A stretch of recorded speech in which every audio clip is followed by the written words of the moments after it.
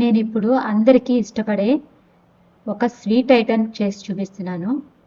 ఇది అందరికీ తెలిసిందే, గులాబ్ జామ్. ఫస్ట్ మనము ఇన్స్టెంట్గా దొరికే గులాబ్ జామున్ ప్యాకెట్ తీసుకొని అందులో వాటర్ కలుపుకొని ఒక చపాతీ పిండిలాగా కలుపుకోవాలి. కలుపుకున్న పిండిని చిన్న చిన్న బౌల్స్గా చుట్టుకోవాలి. అంటే ఏ స్క్రాచెస్ లేకోకుండా నీట్గా చుట్టుకోవాలి మొత్తం అన్నీ.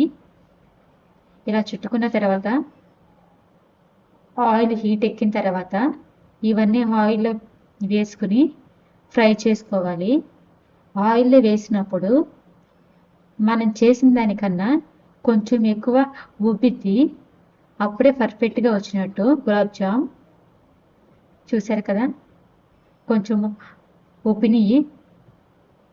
ఇవి లైట్గా ఫ్రై అయిన తర్వాత గోల్డెన్ కలర్లో వచ్చేసిన తర్వాత తీసేసుకుని మిగిలినవి కూడా అన్నీ వేయించేసుకుంటున్నాను.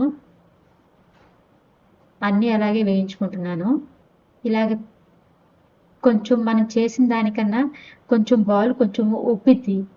ఇలా ఉబ్బితేనే జ్యూస్ కూడా అందులోకి వెళ్ళి చక్కగా టేస్ట్గా ఉంటుంది.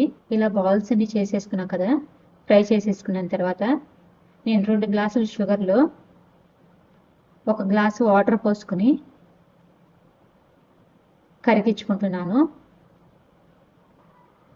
ఇది ఓకే, తీగ పాకం రాకవసరం లేదు. లైట్ తీగ పాకం వస్తే చాలు. ఇలా కరిగించుకుని అందులో యాలకుల పొడి వేసేసుకున్నాను.